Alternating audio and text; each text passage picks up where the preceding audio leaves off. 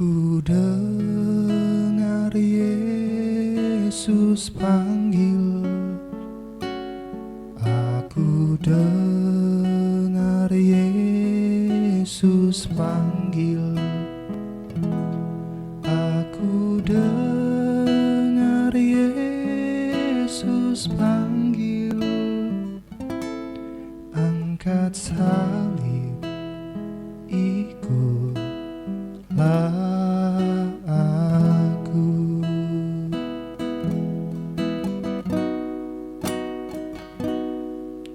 Aku hendak ikut Tuhan, aku hendak ikut Tuhan, aku hendak ikut Tuhan, ikut Yesus Juru Selamatku. Sebelum kita mendengarkan akan firman Tuhan, ambillah waktu yang singkat ini untuk berdoa dalam hati kita masing-masing.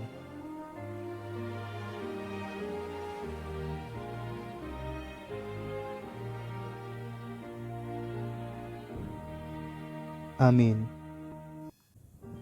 Pelajaran sekolah sahabat kita hari Selasa 9 Juni berjudul Mengidentifikasi Tanduk Kecil. Mari kita mendengarkan penjelasannya.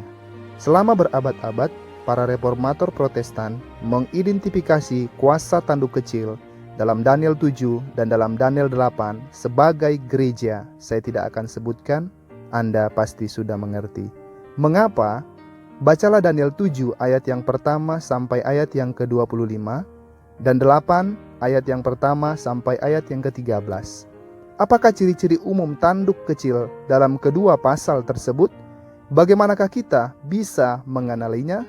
Lebih lanjut kita membaca akan pelajaran sekolah sahabat ini, dikatakan ada 7 karakteristik umum tanduk kecil dalam Daniel 7 dan Daniel 8. Perhatikan.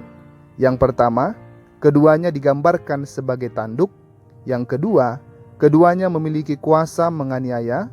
Yang ketiga, keduanya meninggikan diri dan menghujat. Yang keempat, keduanya menargetkan umat Allah.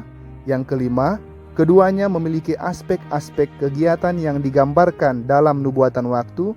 Yang keenam, keduanya akan tetap ada sampai pada akhir zaman. Yang ketujuh, keduanya akan dihancurkan secara supra-alami. Sejarah mengenal kerajaan pertama adalah Babel, yang kedua adalah Media Persia, dan yang ketiga adalah Yunani. Sejarah dengan tegas menyatakan bahwa setelah kekaisaran-kekaisaran dunia ini, datanglah kerajaan yang bernama Kerajaan Roma. Dalam Daniel 2, besi yang melambangkan Romawi berlanjut ke kaki besi yang bercampur tanah liat sampai pada akhir zaman. Tanduk kecil dalam Daniel 7 muncul dari binatang keempat, tetapi tetap menjadi bagian dari binatang yang keempat ini. Kuasa apakah yang muncul dari Romawi dan melanjutkan pengaruh politis agama selama setidaknya 1260 tahun? Hanya satu kekuasaan yang cocok dengan sejarah dan nubuatan-nubuatan ini, yaitu kuasa yang akan berkuasa di akhir zaman nanti. Kekuasaan yang berkuasa di akhir zaman ini berkuasa di antara 10 suku bangsa barbar di Eropa dan mencabut 3 di antara mereka. Kekuasaan ini berbeda dengan yang sebelumnya. Ia menunjukkan keunikannya dibandingkan dengan suku bangsa yang lain.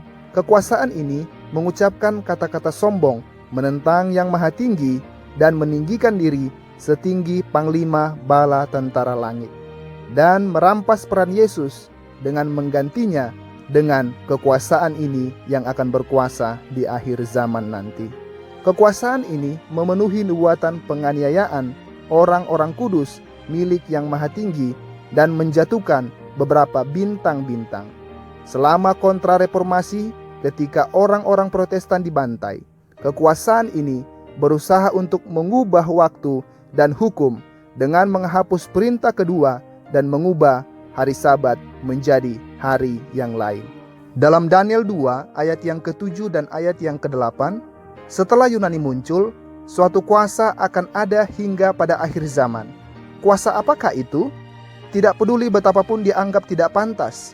Mengapakah ini adalah suatu pengajaran yang sangat penting dari pekabaran 3 malaikat, sehingga merupakan satu komponen yang sangat penting dari kebenaran saat ini?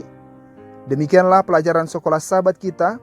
Melalui pelajaran ini kita dapat mengerti dan mengidentifikasi siapa itu tanduk kecil. Tuhan memberkati kita melalui pelajaran ini, dan sampai jumpa.